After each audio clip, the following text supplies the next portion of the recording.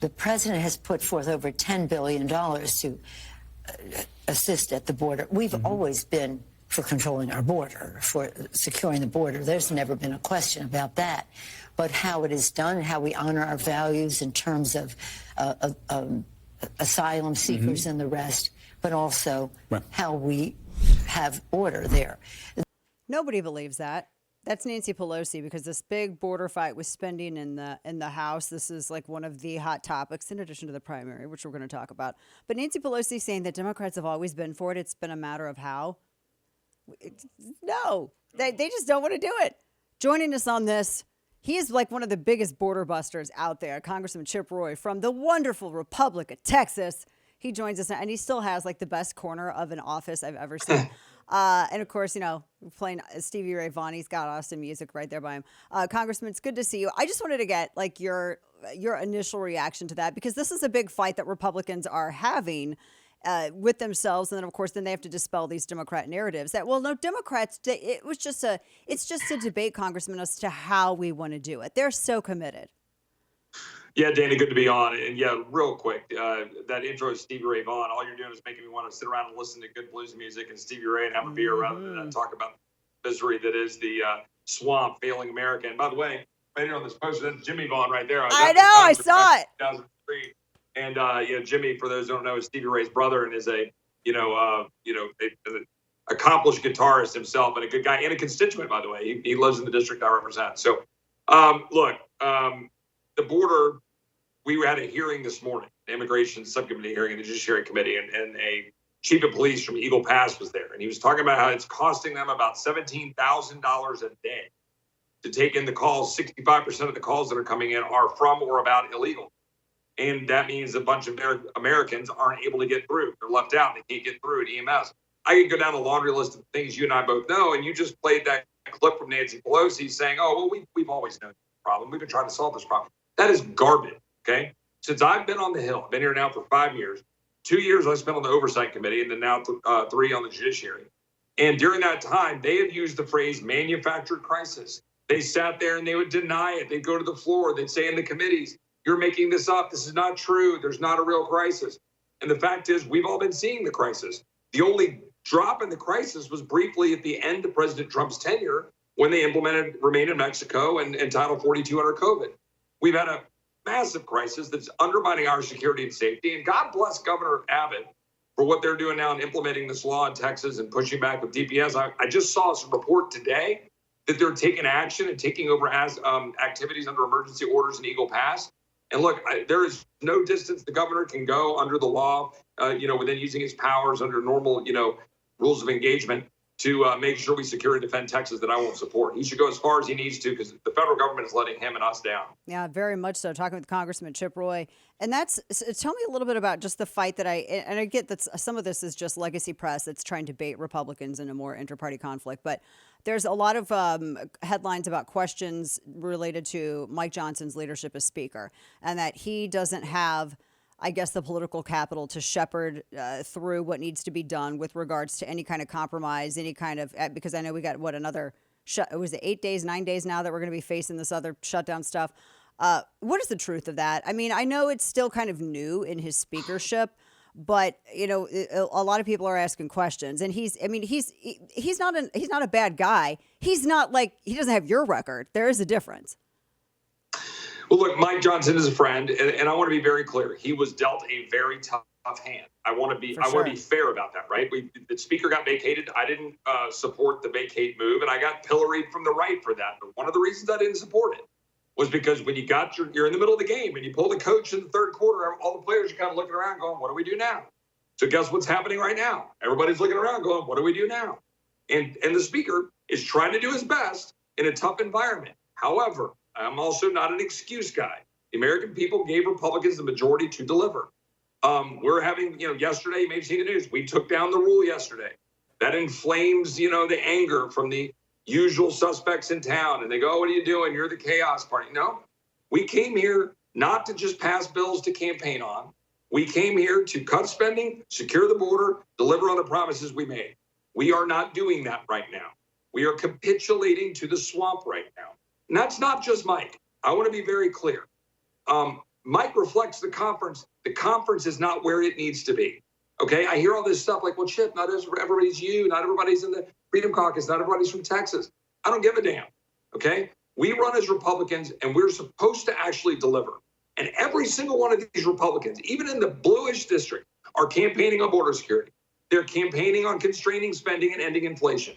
So don't come here and give me your crap when you then put down and support a bill that's $1.66 trillion, blows the caps, is above Nancy Pelosi's spending levels, and doesn't secure the border.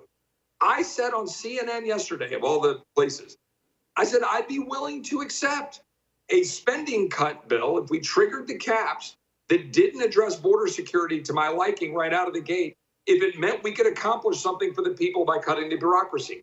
On the flip side, I would eat spending I don't love to get a border security package that actually secures the border. I just want to deliver on something, one dang thing.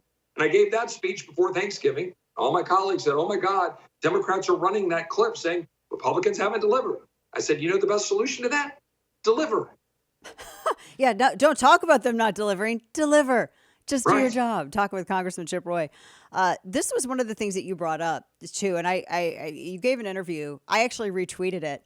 I feel like it's kind of like New Year, new Congressman Roy energy. Because you went on this laundry list. You weren't unnecessarily bashing the former president at all. I think as voters, and I always tell people this, I don't believe in a monarchy. That's why we have a Republican, why we have these processes.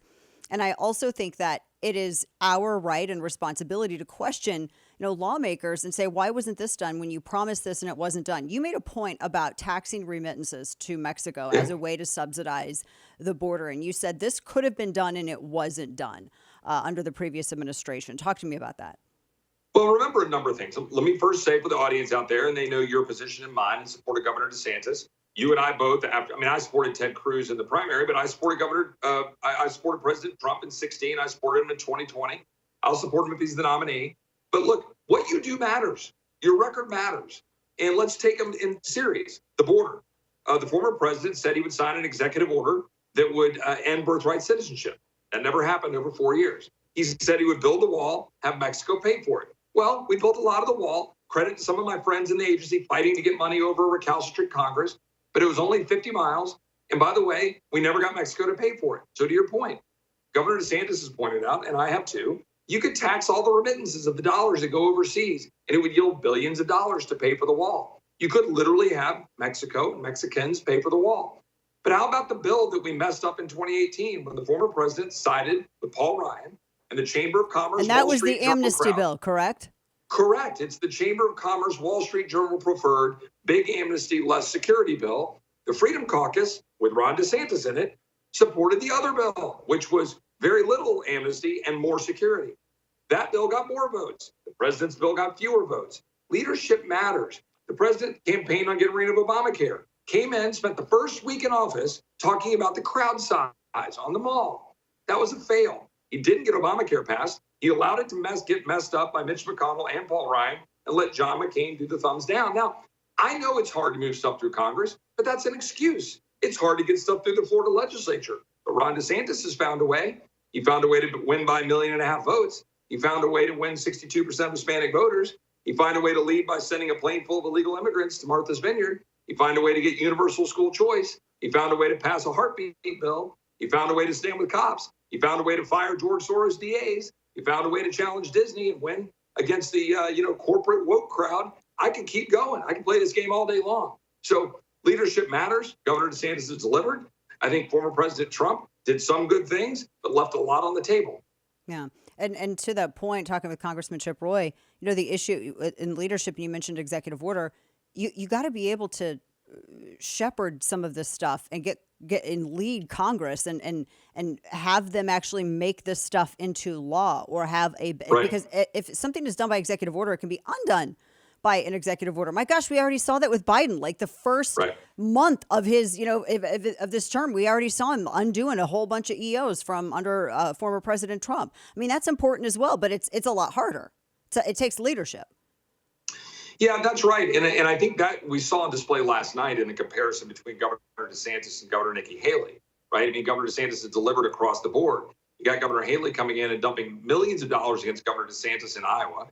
which is, I think, a mistake and is, frankly, out of bounds when you consider the extent to which she has not done her job to respect Iowans when she went to New Hampshire and she said, oh, you guys in New Hampshire will have to correct whatever Iowa does. Well, what did she mean by that?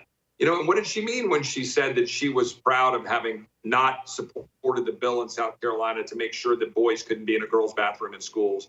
When she said she'd be happy for Disney to move to South Carolina after Governor DeSantis was challenging Disney, right? When she was making decisions in the UN, she didn't do anything to stop $12.5 billion funding the UN while they were funding UNRWA, the dollars going to the Palestinians and Hamas. Meanwhile, she said, hey, why don't all you people over there in Gaza, potentially aligned with Hamas, come on over to the United States? She said that in December. I can go down a laundry list of things. Leadership matters, decisions matter. Governor DeSantis has been there every step of the way. I hope we'll nominate him. I hope he wins in Iowa on Monday. I'll keep working hard for him, and we'll see what happens. It's up to the people of Iowa, not polls. Yeah, that's a very good point. Yeah, we were just talking about polls. Had a really interesting AI data-driven poll last hour. Yeah, yeah. I mean, and it's we'll see what happens Monday. Though it's the big day. Congressman Chip Roy, we appreciate all your work and especially advocating for everybody who's so tired of this stuff at the border and being unafraid to be like, look, you gotta call the balls and strikes as they are. So we appreciate that. Thank you so much. Good to see you. Happy New Year. Thanks, Dan. Thanks for having me on. Best of Chris. Take care. Of course.